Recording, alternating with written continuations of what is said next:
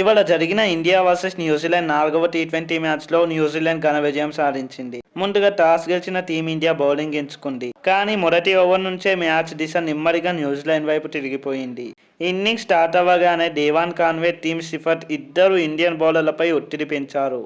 Power ప్లేలోనే New Zealand 71 పరుగులు చేసి స్పష్టమైన స్టేట్మెంట్ ఇచ్చింది. కాన్వే బ్యాట్ టైమింగ్ అద్భుతంగా ఉంది. కట్లు, పుల్లులు, స్ట్రైట్ డ్రైవ్లు అన్నీ క్లాస్. మరోవైపు సీఫర్ట్ మాత్రం పూర్తిగా అటాక్ మోడ్లో వెళ్లిపోయాడు. కేవలం 50 బాల్స్లో 100 రన్స్ పార్ట్నర్షిప్ అక్కడే ఇండియాకి అల్లారం మోగాల్సింది. కుల్దీప్ యాదవ్ కాన్వేని అవుట్ చేసి బ్రేక్ ఇచ్చినా సీఫర్ట్ మాత్రం ఆగలేదు. 36 బాల్స్లో 62 రన్స్ గ్యాప్లు వెతుక్కుంటూ మరీ బౌండరీలు అవసరమైనప్పుడు సిక్సర్లు కొట్టారు. ఇక గ్లెన్ ఫిలిప్స్, మిచెల్ సార్నర్ వచ్చి స్కోర్ బోర్డ్ని మరింత వేగంగా ముందుకు నడిపించారు. కానీ ఈ ఇన్నింగ్స్లో అసలు finisher Daryl Mitchell 18 బాల్స్లో 39 runs, strike rate వచ్చేసి 216కి పైగా. చివరి ఓవర్స్లో ఇండియన్ బౌలర్లకు ఏం చేయాలో అర్థం కాకుండా చేసింది. ఫస్ట్ ఇన్నింగ్స్ ముగిసేసరికి న్యూజిలాండ్ 20 ఓవర్స్లో 215 రన్స్ చేసింది. ఇప్పుడు ఇండియా చేసి స్టార్ట్ అయింది. స్టేడియంలో ఆశలు. కానీ మొదటి బంతికే అభిషేక్ శర్మ అవుట్.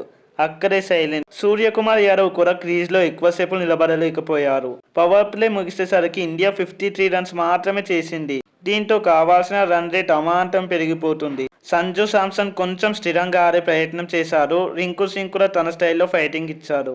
కానీ మిచెల్ సార్నర్ బౌలింగ్ లో గేమ్ చేంజర్ అయ్యాడు. కీలక సమయాల్లో వికెట్లు తీస్తూ ఇండియాను బ్యాక్ ఫుట్ లోకి నెట్టాడు. హార్దిక్ పాండ్యా కూడా త్వరగానే అవుట్ అవడంతో చేజ్ ఇంకా కష్టంగా మారింది. అక్కడ శివం దుబే ఎంటర్ ఇచ్చాడు. స్టేడియంలో ఒక్కసారిగా మళ్ళీ ఇండియన్ ఫ్యాన్స్ జోరు మొదలైంది. ప్రతి బాల్ని బౌండరీకి పంపిస్తూ 26 బాల్స్లో 65 రన్స్.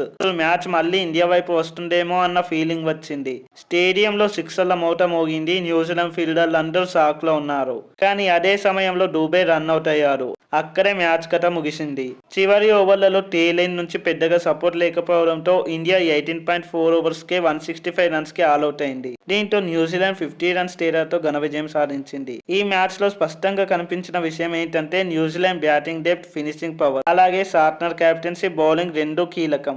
ఇండియాకు పాజిటివ్ ఏంటంటే డూబే ఫామ్, రింకు పోరాట్. కానీ టాప్ ఆర్డర్ ఫెయిల్యూర్, పవర్ ప్లేలో వికెట్లు కోల్పోవడం పెద్ద మైనస్. మొత్తానికి ఇది న్యూజిలాండ్ డామినేషన్ మ్యాచ్. ఇండియాకి ఇది ఒక వేకప్ కాల్. మిగతా మ్యాచ్ల్లో ఎలా రీబౌండ్ అవుతారో చూడాలి. ఈ వీడియో మీకు నచ్చినట్లయితే లైక్, షేర్ అండ్ సబ్స్క్రైబ్ చేయండి. మరో వీడియోతో మళ్ళీ కలుద్దాం. Thanks for watching. జై హింద్.